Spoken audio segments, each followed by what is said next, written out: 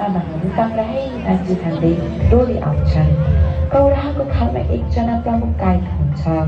प्रमुख गायकले गीत उठान गरिसकेपछि अरूले छुट्न पाइन्छ। देवी देवताको शरण गर्ने खण्डदेखि विदाईको खण्डसम्म कौराहा धेरै खण्डमा गाउने र नाच्ने गरिन्छ। प्रस्तुत छ हाम्रो मौलिक कौरा नृत्य।